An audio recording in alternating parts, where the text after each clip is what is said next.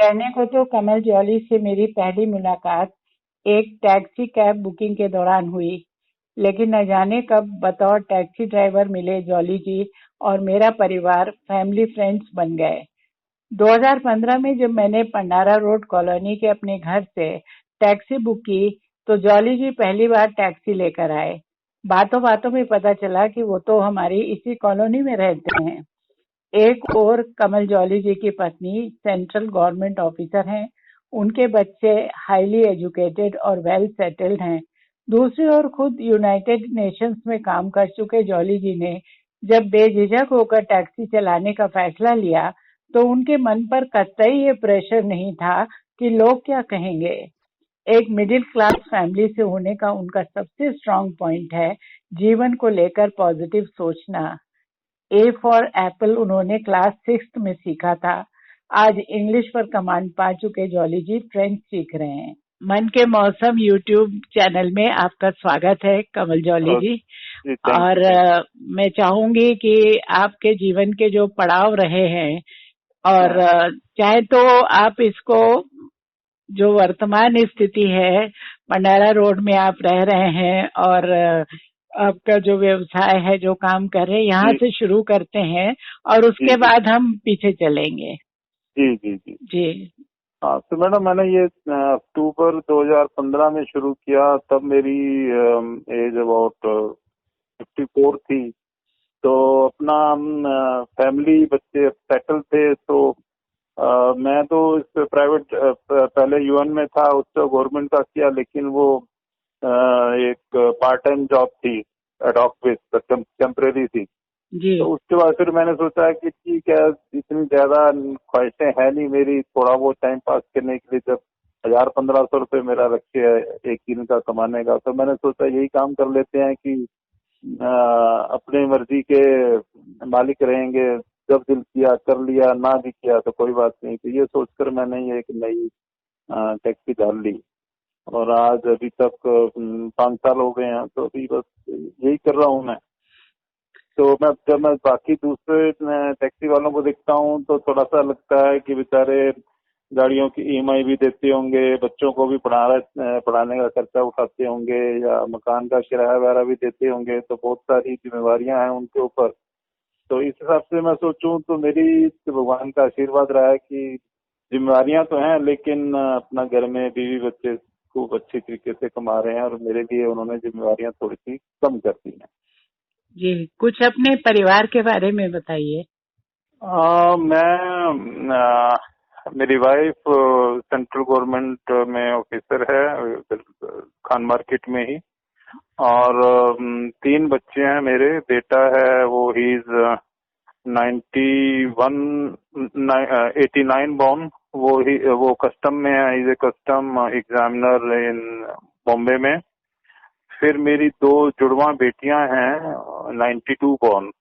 तो दोनों ने अपना एक ही स्कूल में पढ़े, एक ही कॉलेज में बीटेक किया, एमबीए किया।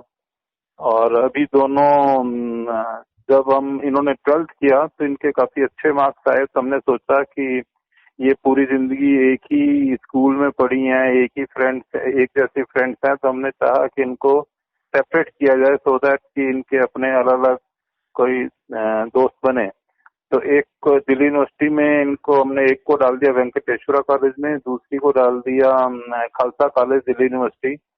तो एडमिशन हो गया, फीस वगैरह जमा कर दी। लेकिन इनका भाग्य में लिखा था कि बॉम्बे में एक कॉलेज है नरसी मोहन। तो वहाँ बहुत अच्छा कॉलेज था, तो वहाँ इन्होंने अप्लाई किया और वहाँ इनका सिलेक्शन हो गया। तो जबकि हम चाहते थे कि बच्चों को अलग अलग कॉलेजों में पढ़ाएं कि सो दैट कि वो अपने अलग से फ्रेंड सर्कल में रहें। लेकिन भगवान को ये मंजूर था कि उनको इकट्ठा फिर दोबारा एक ही कॉलेज में पढ़ना है। तो 5 साल इकट्ठे वो पढ़े। और दूसरा मैं एक चीज और कहूंगा, ये भी कुदरत का चमत्कार है कि आज जब मैं आपसे बात कर रहा हूँ तो ये दोनों बेटियां एक ही कंपनी में हैं, लेकिन एक नोएडा में है और एक सिंगापुर में, बाकी कंपनी एक ही है। चलिए, आप चाहते थे कि ये अलग अलग अनुभव लें अपने अपने जीवन का, तो वो नौकरी में आकर संभव हुआ ना। नौकरी में मतलब कि फिर भी कंपनी सेम ही है। हाँ। कंपनी ओरेकल एक ही कंपनी है, लेकिन लोकेशन अलग अलग है। जी जी। जी जी जी जी। तो ये परिवार तो आपका बहुत ही अच्छे से आप जी लोग उनकी देखभाल भी की, और उनको एक होता जी है कि जी जी जो परवरिश में जो गाइडेंस की जरूरत होती है जी वो भी जी जी बहुत ही अच्छे ढंग से, और एक परिवार में सौहार्द वाले माहौल में बच्चों की परवरिश हुई, और सारी मतलब जिम्मेदारियां समय पर पूरी होती जी रही। जी जी जी। तो तो तभी मैं सोचता हूँ कि मैं मतलब कि बहुत अपने आप को भाग्यशील ही समझता हूँ कि जब मैं बाकी लोगों को देखता हूँ, इतनी बीमारियां लोगों के ऊपर, इतना दौड़ भाग करते रहते हैं, तो मेरा ये है कि भगवान ने बीवी बच्चे अच्छे दे दिए, अच्छा कमा रहे हैं कि अपना फाइनेंशियली जो रिस्पॉन्सिबिलिटीज हैं तो वो अपने ऊपर वो अपने आप कर रहे हैं। मेरे ऊपर इतना ज्यादा जिम्मेवारियां छोड़ी नहीं। जी, अ, ये तो परिवार की बात हुई कमल जी, और जी इसके अलावा आपका जीवन भी बहुत मतलब उतार चढ़ाव भरा, और हर तरह का अनुभव लेने की एक ललक भी आपके अंदर रही है। तो जी कुछ जी जी। अपने इस रोचक जीवन सफर के बारे में भी थोड़ा बताइए, शुरुआत से थोड़ा बताइए। हाँ, देखिए, तो बिल्कुल ही बहुत ही, मैं इसको मिडिल क्लास से नहीं कहूंगा, मैं तो बिल्कुल एक बहुत ही गरीब फैमिली से बिलोंग करता हूँ। तो गवर्नमेंट स्कूल में पढ़े, और ए फॉर एप्पल मैंने क्लास 6 में सीखा, जबकि आजकल के बच्चे तो नर्सरी केजी में ही इंग्लिश पूरा प्योरली हिंदी मीडियम था। और मुझे याद है कि ये जो कैपिटल लेटर्स होते हैं ये 6 में सीखे, स्मॉल लेटर क्लास 7 में।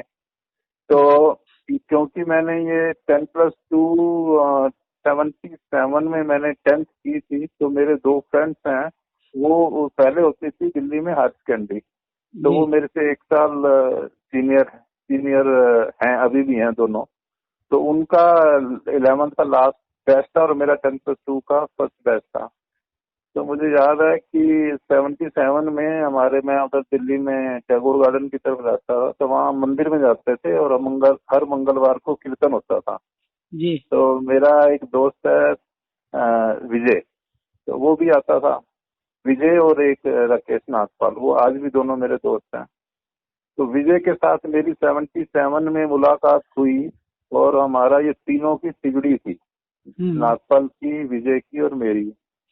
दूसरा मैं आपको ये ऐड करना चाहता हूँ कि 77 में मेरी विजय से मुलाकात हुई, और 1988 में 11 साल बाद उसी की सिस्टर के साथ ही मेरी शादी हुई। ये जो मेरा ये तो बहुत ही अच्छा इत्तेफाक है। तो हालांकि 77 से लेकर 85 तक ऐसा कुछ नहीं था जी कि चाहे अगर मैं अपने घर में नहीं हूँ तो मैं विजय के घर में था, और विजय अपने घर में नहीं है तो मेरे घर में था।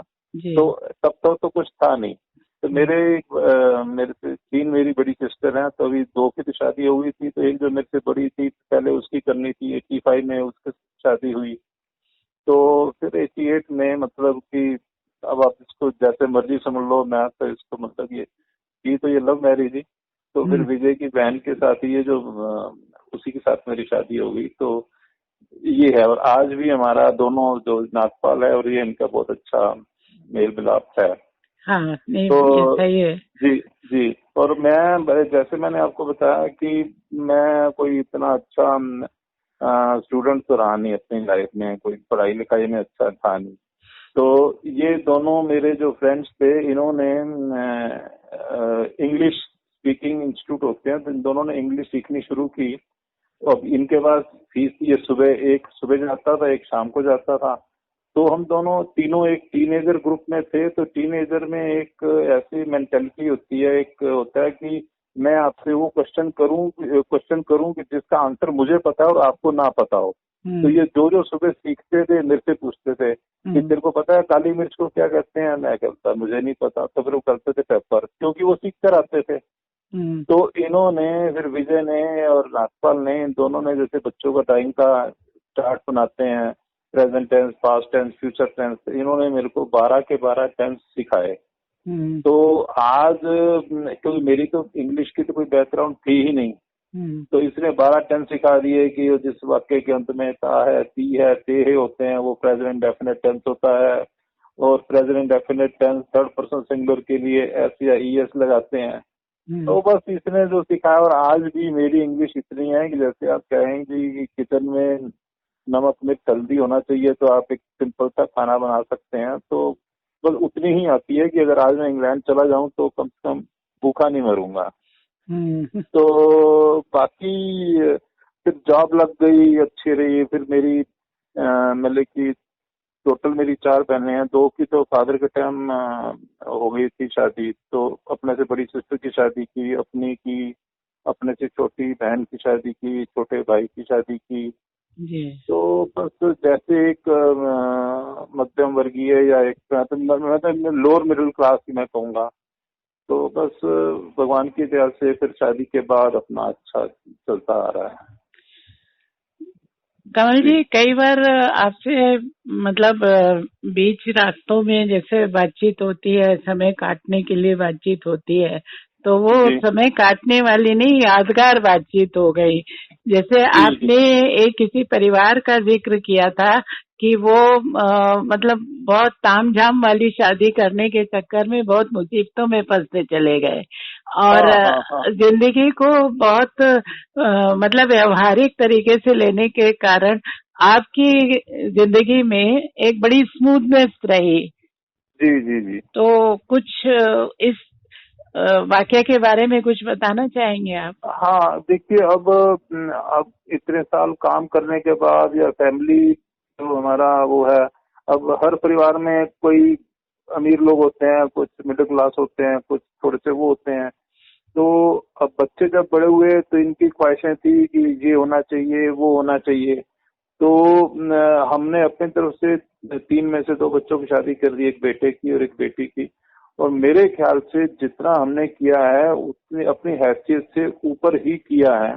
लेकिन जैसे मैंने बोला, हमारे परिवार में भी एक फैमिली है, तो वो तो मेरे ख्याल से जी फार्म हाउस में करेंगे, वहां पर 5,000 रुपए की प्लेट होगी। उनका एस्टिमेट था शायद 1 करोड़ रुपया शादी पर लगाने का। तो अब हमने शादी की, हमारा कोई आया था, कोई मैं कहूँगा कोई 20 लाख के करीब। तो मुझे ऐसे लगता है कि शायद सबसे अच्छी शादी हमारी ही हुई। तो हमने कभी सोचा भी नहीं था कि 20 लाख भी हम खर्च कर पाएंगे। तो फिर लेकिन मैंने एक चीज और देखी है कि जरूरी नहीं है कि अगर कोई बंदा 1 करोड़ रुपया लगा रहा है और वो आगे सब कुछ खुशी मतलब कि सही ही हो। ये जरूर ज्यादा पैसा लगाने से आपको ज्यादा खुशी नहीं मिल सकती। जी। तो और दूसरा, अभी तक हमारे घर में एक और चीज ये है कि हमने छोटी से छोटी चीज भी जब कोई लिया घर के लिए, जैसे अगर वॉशिंग मशीन लेनी है तो घर में बच्चों के साथ बैठकर जाएंगे, मार्केट जाएंगे, कम से कम 10 दुकानें ढूंढेंगे, क्योंकि अगर 1,000 रुपये भी बचता है तो मतलब वो एक एज ए पर्व की तरह हमने किया कि ये चीज लेनी है। ये नहीं कि गए और 20,000 दिए और मशीन लेकर आ गए। तो जितना भी पैसा कमाया है या जितना भी पैसा खर्च किया है उसको हमने मतलब कि पूरी फैमिली ने इकट्ठा बैठकर और खुशी खुशी उसको किया है। तो मैं देखता हूँ कई फैमिलीज ऐसी होती हैं कि उनको पता ही नहीं है, बेटा दूसरे रूम में बैठा है, वो उधर बैठा है, बेटी दूसरे रूम में बैठी है, तो इतना वो नहीं है। हमारे लिए छोटी से छोटा भी चीज जो है वो हमने बच्चों को साथ में लेकर ही किया है, तो उसका एक अलग ही मजा है। जी। कमल जी, एक किस्सा आपने शेयर किया था एक बार, जिसमें किसी की मार्कशीट और उसके बारे में बातें मतलब वो बहुत ही रोचक प्रसंग था कि आप मतलब किसी जगह रुकते नहीं है, कोशिश करने से आप पीछे नहीं हटते हैं और कामयाबी भी आपको अनायास मिल जाती है। हाँ, वो आपने मुझे याद दिलाया कि मैं अभी मैसनी में था, तो हमारे एक कुलीग थे, तो उसका बेटे का उन्होंने बोला यार कि इसको ना शायद ताइवान जाना पड़ेगा ऑफिशियली, लेकिन इसका तो पासपोर्ट नहीं है। तो मुझे पता था कि पासपोर्ट कैसे अप्लाई करते हैं। मैंने कहा वो चिंता मत करो, मैं बनवा दूंगा। तो मैंने उनका फॉर्म लिया, फॉर्म भरा, डेट ली और बच्चे को मैंने भेज दिया कि आप ITO में जाकर अपना पासपोर्ट बनाओ। अब उसको मालूम नहीं था, जब वो वहां गया तो पता चला जी उसके पास तो 12th की मार्कशीट नहीं है। अब आजकल तो डॉक्टर लोग पूरे चेक करते हैं। हम्म, तो फिर वो आया, कह रहा कमल जी इसका तो 12th की मार्कशीट नहीं है। तो मैंने बोला वो तो घर पर ही होगी, आप देखिए। अब हालांकि ये मेरा फर्ज तो नहीं था, तो कह रहा है हमने तो ढूंढ लिया कि नहीं है। मैं कहा अच्छा चलो मैं चलता हूँ।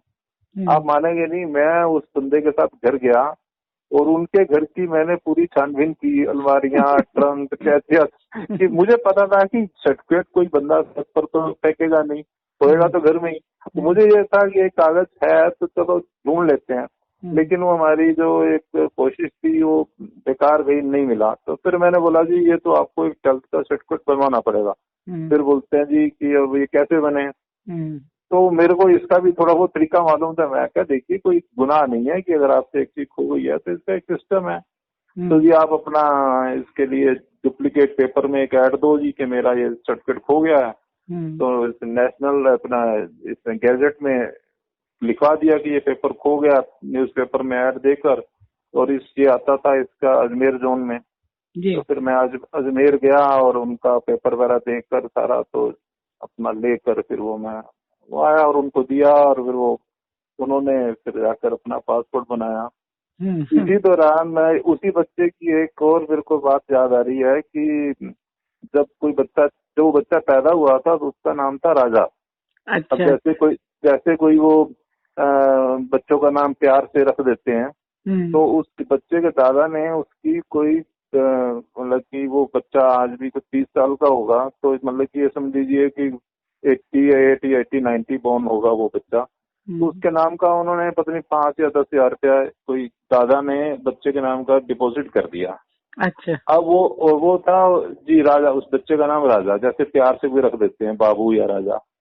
अब वो क्या हुआ कि उसकी जो बच्चे की मम्मी थी बोलती है कमल जी एक काम है, वो हमारे बच्चे का एक अकाउंट है उसमें ना राजा के नाम का पैसा जमा है, तो लेकिन इसका नाम तो राजेश है। तो मैं क्या कोई बात नहीं, हो जाएगा। तो उसके लिए फिर हमने वही किया, पेपर में ऐड दी जी कि मैं मेरे नाम राजा के नाम से मेरा अकाउंट था जब बच्चा था, मैं छोटा था मैं, तो अब मेरा नाम ये है। तो फिर पेपर में कटिंग लेकर तो फिर उनका यूटीआई का पैसा था, फिर वो यूटीआई में जमा कराया।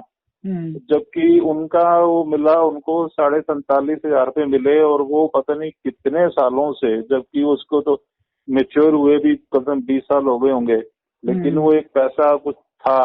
तो वो अपनी तरफ से तो वो हिम्मत हार चुके थे। तो मुझे लगा कि जी पैसा तो मिल जाएगा, बस उनको थोड़ा बहुत यूटीआई में गया, सारे पेपर वगैरह सबमिट किए, उनके अकाउंट में जब पैसे आए तो वो काफी खुश हुए। तो काम ऐसा तो है नहीं, मैं ये तो नहीं कहूँगा कि मैं बहुत पढ़ा लिखा या बहुत होनहार हूँ, लेकिन छोटे मोटे काम ऐसे जो भी होते हैं दिल करता है कि आपके अंदर जो एक वो है ना पॉजिटिव सोच, आप सकारात्मक सोच के चलते कि कोशिश तो करो, और सफलता असफलता तो उसके बाद की चीज है, और इसी में सफलता मिलती है कि उसके रास्ते पता चलते हैं कि सफलता कैसे मिलेगी। आप हार कर, जैसे उनके परिवार वाले थे वो हार कर बैठे हुए थे कि इसका कोई रास्ता नहीं समझ में आ रहा था उनको। वो तो 15-20 साल से एक्चुअली क्या हुआ, जब मैंने उनके ये पासपोर्ट और 12th की मार्कशीट का काम कराया ना तो फिर उनमें थोड़ा सा लगा कि उनके दिमाग में आ गई कि कमल जी एक ये काम है, तो सारे डूबे हुए काम उन्होंने आपके सुपुर्द कर दिए। तो मैंने कहा ये हो जाएगा, इसमें कुछ वो चिंता की बात नहीं, हो जाएगा। और ये तो फिर मैं ये कहूंगा कि किस्मत उनकी अच्छी थी या थोड़ी बहुत मेरी अच्छी थी कि मैंने जो थोड़ा बहुत वो मेहनत कराई या की तो वो हो गया। तो कोई बहुत खुशी होती है जब कोई काम हो जाता है। मैंने बहुत बार देखा है आप किसी चीज के लिए ना नहीं करते हैं, इसलिए कि अब तुरंत ना करने से जो आपसे कुछ कह रहा है उसको लगता है कि मतलब ये तो काम करना ही नहीं चाहते। एक होता है कि मतलब किसी उम्मीद से कोई कुछ कह रहा है तो आप उसको आउटराइटली मना नहीं करते हैं, और अक्सर हुआ है, मतलब 80 से 90% हुआ है कि वो काम आप ही के द्वारा संपन्न भी हो गया, मतलब पॉजिटिव हो जाता है। ये एक मेरे साथ तो बहुत बार ऐसा हुआ है। तो मैं आपसे एक और चीज, आपने शेयर की थी एक समय में जी कि जी। आप विपश्यना का भी अनुभव लेने से नहीं चूके, वहां पर भी आपने जाकर हाँ, कोशिश उस की समय थी। उस मुझे मुझे विपासना का एबीसी मालूम नहीं, लेकिन ये पता था कि ये बहुत ही कठिन है। हम्म। मेरे दिमाग में सिर्फ एक ये बात आई कि हमारे तो उन दिनों, क्योंकि फरवरी में मैंने किया था, तो इसके मैंने दिसंबर में रजिस्ट्रेशन कराया था। तो मेरे उन दिमाग में ये आया कि इस समय हमारे जो सैनिक हैं वो कश्मीर में बर्फ में टांगे दबा बर्फ के बीच में खड़े होकर सेवा कर रहे हैं। इतनी झाड़ियों में या नक्सल वाले प्रदेशों में इतनी मुश्किल से कर रहे हैं। और मुझे अगर थोड़े दिन के लिए, तो एक्चुअली क्या है, मेरे में एक वीकनेस ये है कि मैं बोलता बहुत हूँ। तो मेरे को किसी ने बोला जी कि नहीं नहीं वहां तो बोलना भी नहीं है ये, तो मैं कहा ये वो कर लूंगा। तो मुझे सिर्फ खुशी ये थी कि मैं उस चीज को बीच में छोड़ कर नहीं आया, और मैं 12 दिन का जो था, 14 दिन का वो पूरा करके आ गया। तो बहुत अच्छा मेरा वो एक एक्सपीरियंस रहा है। कुछ आपके आध्यात्मिक रुझान भी रहे हैं, उनके बारे में कुछ बताइए। आध्यात्मिक तो मैं ये कहूंगा कि जैसे अभी हम बचपन से ही, तो घर के पास मंदिर था, मंदिर में जाना, वहां पर जो भी वीकली हर मंगलवार को कीर्तन होता था, तो मैं भी चला जाता था, भजन बोलना ये वो। और दूसरा ये है कि धार्मिक प्रवृत्ति का तो हम शुरू से ही रहे हैं, पूरी फैमिली। वैष्णो देवी जाना, उधर अमृतसर जाना, गोल्डन टेम्पल जाना, या जितने भी और बड़े बड़े मंदिर हैं। फिर अभी पीछे हमने, क्योंकि अब तो हम पिछले 2012 से इस भंडारा रोड में रहते हैं, तो यहाँ का लाइफस्टाइल और जो एक प्रॉपर जिस घर में, जहाँ मैंने 50 साल बिताए, वो टोटली वो प्राइवेट कॉलोनी थी, ये सरकारी कॉलोनी है। तो इधर भंडारा रोड में तो इतना सोशल कुछ इतना एक्टिविटी थी नहीं। तो फिर एक छतरपुर में हमारे गुरु जी का मंदिर है, उसके बारे में मैंने 2014 की बैसाखी होती है 13 अप्रैल की, बैसाखी से एक दिन पहले मेरी वाइफ की कजन आई थी, तो उन्होंने बताया जी ऐसे गुरु जी का आश्रम है, तो वहां चलें। तो अब ये भी आप जैसे मर्जी समझो, मैंने बोला जी चलो। तो शनिवार का दिन था, तो हम चले गए।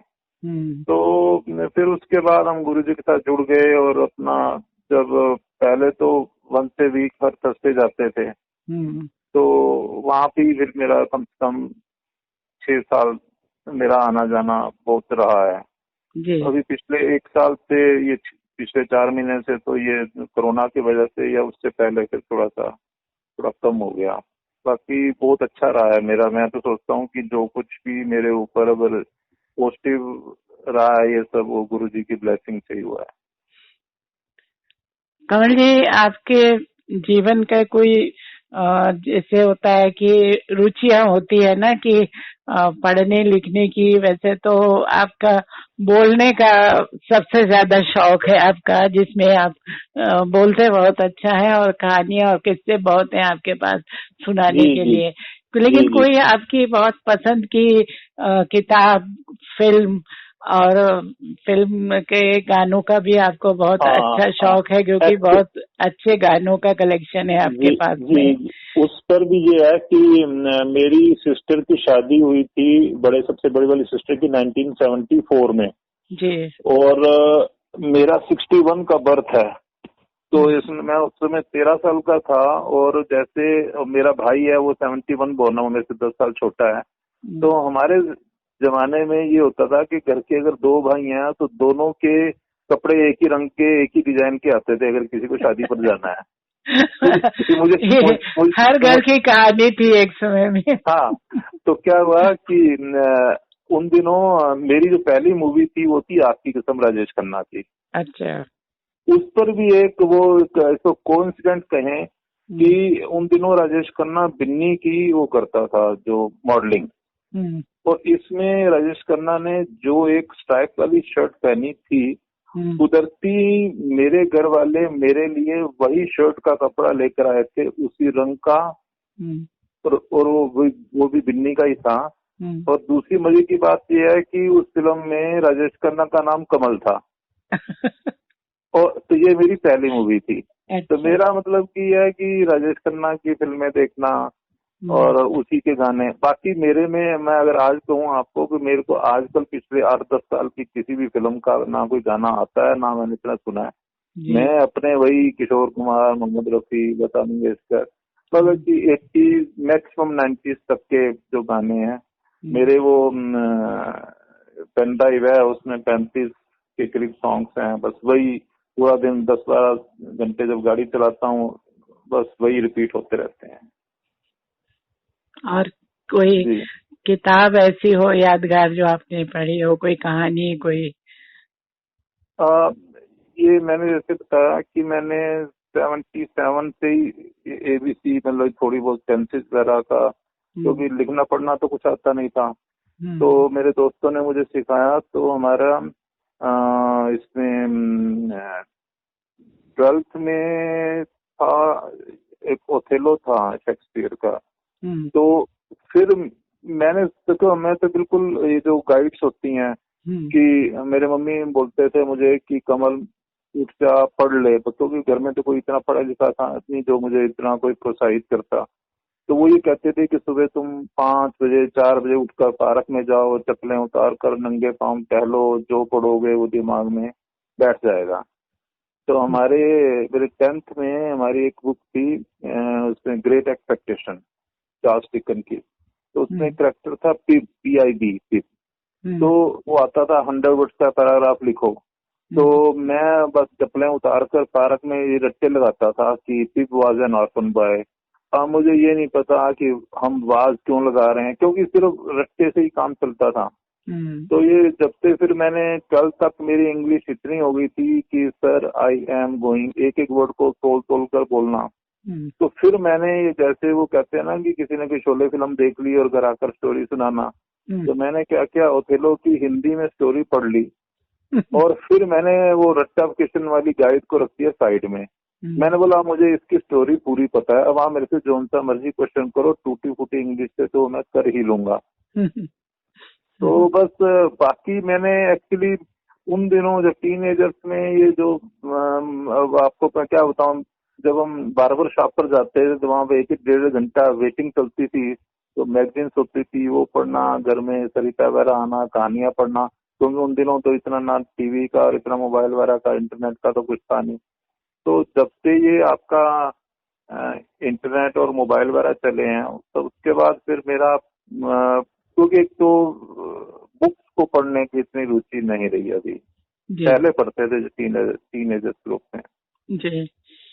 तो आजकल कमल जी आपकी क्या दिनचर्या रहती है, कैसे क्या चल रहा है? दिनचर्या ऐसा है, मैंने लास्ट टाइम जो गाड़ी चलाई थी वो कोई 19 मार्च को। फिर बच्चे कहते हैं कि पापा अभी ये कोरोना की वजह से आप अभी मत चलाइए। तो अभी क्या है, अब हम तो 2 ही बंदे हैं, बेटा बॉम्बे में है, एक बेटी की शादी कर दी, दूसरी बेटी सिंगापुर में, दोनों अकेले ही हैं। तो बस कुछ नहीं, सुबह उठता हूँ और नाश्ता पानी सब। हाँ, एक चीज और मैं आप ऐड करना चाहूँ, मुझे कुकिंग का बहुत शौक है जी। तो बस सब्जी लाना, काटना, बनाना वो मेरी जिम्मेवारी है। जी। तो वाइफ को छोड़ देता हूँ, फिर बस घर आकर थोड़ा टीवी देखा या कभी कभी एक मेरे को एक्चुअली मैंने अपने UN के उसमें मैंने फ्रेंच सीखी थी, फ्रेंच लैंग्वेज। अच्छा। तो हाँ, तो उसकी मैं एक वो यूट्यूब पर वो प्रैक्टिस करता रहता हूँ। अच्छा। थोड़ा बहुत। और मेरे 5 साल में मेरे कई बार ऐसे भी मेरे जो सवारियां आई हैं कि जो अफ्रीकन थे, अफ्रीका में भी फ्रेंच बोली जाती है, और कई बार ऐसा हुआ है 8-10 बार कि मैंने फ्रेंच एम्बेसी से ही लोगों को लिया है। तो थोड़ी सी एक तो बहुत खुशी होती है कि किसी से जो टूटी फूटी फ्रेंच में भी उनसे बात करूं। तो यूट्यूब पर ही मैं थोड़ी प्रैक्टिस करता रहता हूँ इसको, फ्रेंच की। तो मतलब यहाँ पर भी आपने एक क्रिएटिव शौक पाला हुआ है आपने। वो क्रिएटिव एक्चुअली क्या है कि थोड़ा सा एक, क्योंकि फ्रेंच आप हर किसी से तो बोल नहीं सकते। तो जब आपको लगता है कि ये बंदा इसको आती है तो जरा थोड़ा सा अच्छा लगता है कि चलो थोड़ी बहुत प्रैक्टिस हो जाएगी। और कुछ फ्यूचर प्लान्स हैं आपके? फ्यूचर प्लान अभी ये है कि बेटा बॉम्बे में है, वो दिन गिन रहा है कि कब मेरी वाइफ अप्रैल 22 में रिटायर हो रही है। तो वो तो दिन गिन रहा है कि कब उसकी मम्मी रिटायर हो और वो अपने पास बुलाना चाहता है, क्योंकि इधर दिल्ली में तो चलो फिर भी हमारा पूरा परिवार है, एक सोशल लाइफ है। उधर वो अपना, हमारी बहू और बेटा बस दो ही अकेले हैं। तो वो अपनी फिर फैमिली उस हिसाब से प्लान करेंगे और उसके बाद फिर हमने बस इनके बच्चों की सेवा करनी है। जी। अभी अभी जो मैं आपसे बात कर रहा हूँ तो वो मेरी बेटी जिसकी शादी हुई है लास्ट ईयर, उसकी बेटी हुई है, वो आई हुई है।